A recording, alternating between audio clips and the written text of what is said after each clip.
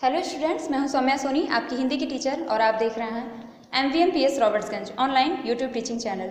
सो बेटा, इस वीडियो में हम बात करेंगे हिंदी व्याकरण कक्षा 6 की हिंदी व्याकरण।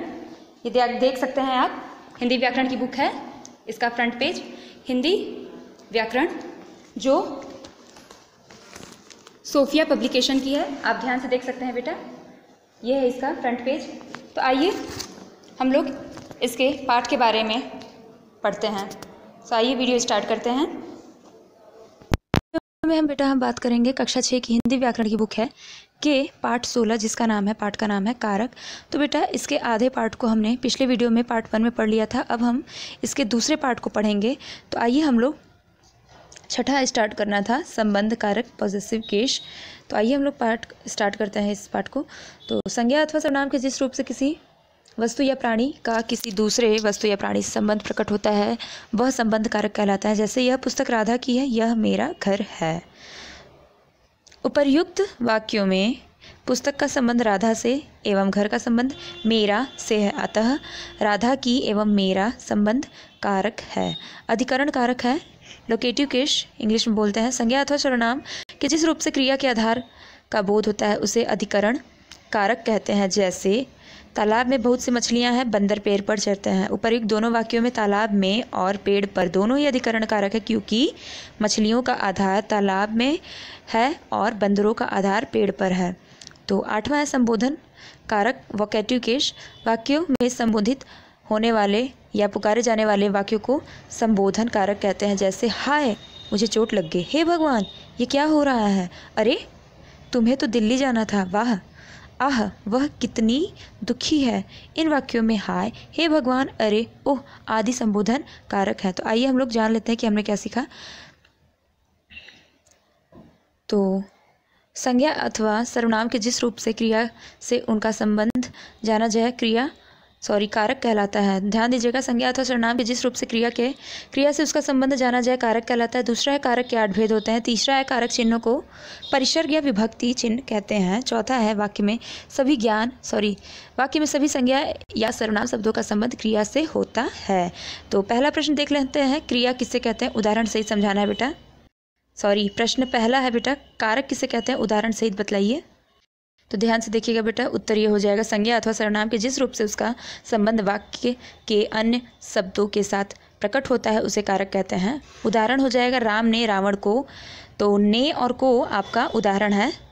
जस्ट आपने देखा होगा, उसका दूसरा प्रश्न है कि कारक कितने प्रकार के होते हैं, उदाहरण सहित उनके बतलाइए। तो ये है आपका उत्तर, कारक 8 प्रकार के होते हैं, आपको दिख रहा होगा। कर्ता ने कर्म को करण से, संप्रदान के लिए अपदान से, संबंध नानी अधिकरण में पर, संबोधन कारक है हे हो हरे। तो आप इसे राइट कर लीजिएगा अपनी फेयर कॉपी में। तीसरा प्रश्न पूछ रहा है बेटा कि कर्ता कारक किसे कहते हैं, उदाहरण सहित समझाइए। ध्यान से देखिएगा बेटा, आपका उत्तर हो जाएगा, संज्ञा अथवा सर्वनाम के जिस रूप से क्रिया करने वाले का बोध होता है, उसे कर्ता कारक कहते हैं। जैसे अशोक ने पुस्तक पढ़ी, छात्रों ने शोर मचाया। उपर्युक्त वाक्यों में अशोक और छात्र आदि कर्ता कारक हैं। ओके, इसमें पूछ रहा चौथा अपदान कारक का क्या अर्थ है, उदाहरण से समझाइए। तो बेटा, ये सब हम लोग पढ़ चुके हैं। अलग होने के अर्थ में अपदान कारक का यूज होता है। जैसे पेड़ से पत्ते गिर रहे हैं, अधिकरण कारक है। आप बेटा देख सकते हैं अपदान कारक उदाहरण के साथ। पांचवा आपका पूछ रहा है अधिकरण कारक। तो संज्ञा अथवा सर्वनाम के जिस रूप से क्रिया के आधार का बोध होता है, उसे अधिकरण कारक कहते हैं। जैसे तालाब में बहुत सी मछलियां हैं, बंदर पेड़ पर चढ़ते हैं। तो अधिकरण है, एक दूसरे पर वो आश्रित रहेंगे। ध्यान दीजिएगा, आपका नेक्स्ट क्वेश्चन है, निम्नलिखित कारक चिन्हों के कारक लिखिए। को है तो कर्ता कारक, कर्म कारक। से है पृथक, मतलब अलग होने के अर्थ में, तो अपादान कारक। तो ये बेटा आपका होमवर्क रहेगा। और चलिए आगे नेक्स्ट क्वेश्चन की ओर बढ़ते हैं। निम्नलिखित वाक्यों को उचित परिसर्ग लगाकर ठीक करें। तो मोर जंगल नाचने दो, गलत है। मोर को जंगल में नाचने दो। वहाँ बहुत दुर्गंध आ रही है, तो वहाँ से बहुत दुर्गंध आ रही है। ये बेटा है आपका होमवर्क, बट मैंने आपको राइट करा दिया है, तो आप इसे अपनी फेयर वाली बुक में देख करके अच्छे से राइट कर सकते हैं। ओके, तो तीसरा है आपका सिपाही चोर थाने ले गया, गलत होगा। सिपाही चोर को थाने ले गया। चौथा है रमेश छोटे भाई घड़ी खरीदी। तो रमेश ने छोटे भाई के लिए घड़ी खरीदी। पांचवा है माँ बच्चे बोतल दूध पिलाई। तो माँ ने बच्चे को बोतल की दूध पिलाई। ओके, तो अब आइए हम लोग बहुविकल्पी प्रश्न की ओर बढ़ते हैं। चोर सिपाही डैश डैश घबरा गया, तो क्या होगा आपका, ध्यान से देखिएगा।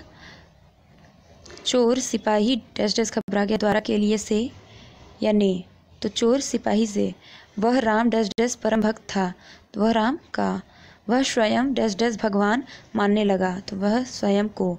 दोनों पशुओं डैश डैश रक्षा करना चाहते थे, दोनों पशुओं की रक्षा करना। ओके, तो ये जो मैंने आपको कराया है ये आप अपने फिर जो आपकी अपनी बुक है उसे आप फिल कर लीजिएगा। मिलते हैं नेक्स्ट वीडियो में। मेरी पूरी वीडियो देखने के लिए थैंक यू। जय हिंद, जय भारत।